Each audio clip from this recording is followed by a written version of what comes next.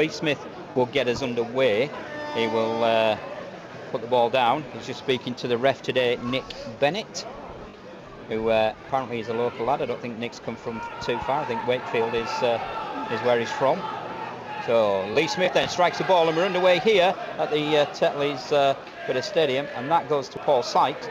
Paul Sykes then feeds it on to a Dewsbury recipient, and he's wrapped up in the tackle just shy of the 20-metre line. Dewsbury then will look to come away, and they'll bring that through the big imposing figure of Jordan Crowther, and Bradford will have to muscle up in defence as Dewsbury bring it towards this main stand side. As the heavens open a little bit and the rain starts to blow, Dewsbury in possession then will make their way up to the halfway line and just slightly into the Bradford half, as the referee's telling Bradford to get back on side.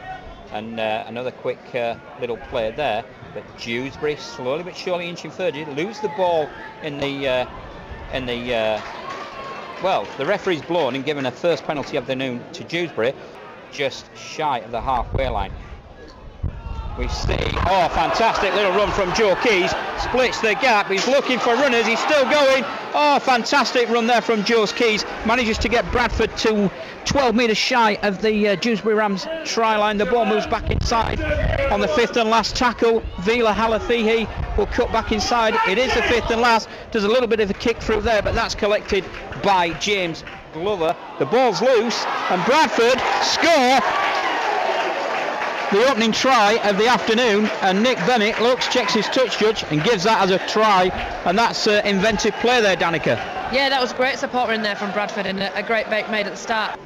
And waits for the Dewsbury players to stand still, looks at the sticks, takes his in-breath, 1-2 steps, strikes that one cleanly, straight through the sticks, so that's his first kick of the day. I think he's just held up a metre shy of the line. There is a post obstruction in our view, but you can hear the wind again blowing, and Dewsbury will still attack this main stand side, but not really being able to penetrate anything on the fifth and last tackle. So Bradford now back on their own try line will block the little chip kick. That bounces off the leg of Ethan Ryan and Liam Kirk. It bounces off the leg of Liam Kirk, and that sees Dewsbury being the livelier and pouncing on that and scoring.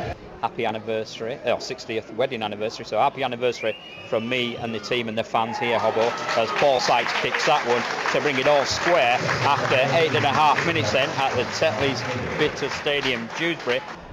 Toby Adamson, who manages to get Dewsbury inside the Bradford goal's 10. The ball will go one way, and for Bradford, they're muscling up in defence as Dewsbury looked there, they were going to score, and they actually do score now.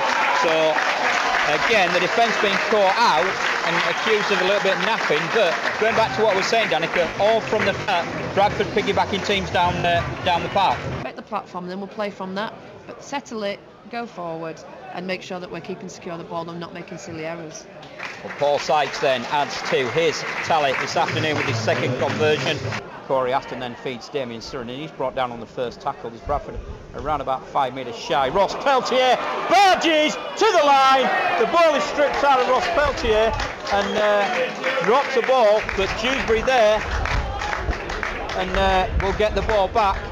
And Amari Kara, but that gap's quickly covered, and Dewsbury will go and managing to keep going through Aaron Brown and come back to the centre of the park.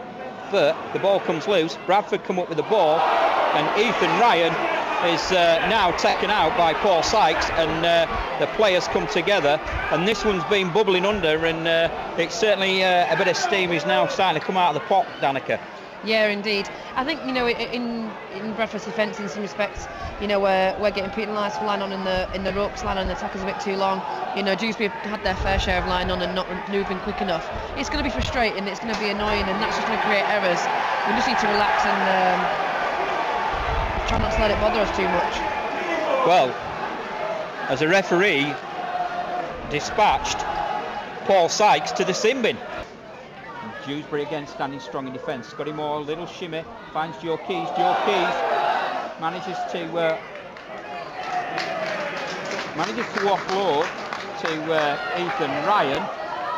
4 minutes left on the clock. Scotty Moore drops his shoulder, will go one way, and he'll look to get Bradford 2 metres shy of the try line, as we see Ross Peltier takes the ball, little scoop from the ruck. That's a popular try for Ross, and Ross Pelt scores to bring Bradford to 10 points.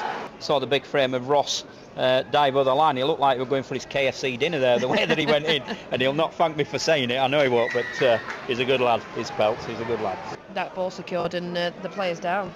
Continues then, Scott Moore goes one way and Scott Moore comes to his left, eventually finds James Bentley, and James Bentley's brought down a metre shy of the Dewsbury try line. What will Bradford do? Still keep down that side, and Lee Smith crashes over after a good feed from Scott Moore to eventually the referee gives a signal. That's a try. The clock now says we're inside the last 10 seconds of this one, as Dewsbury Rams 12, Bradford 16. You can probably hear the fans counting down as we wait for the hooter to go. Time's up on the clock. The hooterman's gone to sleep as Dewsbury have the ball in hand, and now the hooter does go, and that sees the ball go to Lee Smith. Lee Smith will take the tackle. Bradford won this one. Dewsbury Rams 12, Bradford Bulls 16, and Bradford hung on in the end in what's been a little bit of an error-strewn performance, but I'm sure that the players out there and Jeff Tuvey will be happy to just get the 2 points from this local derby.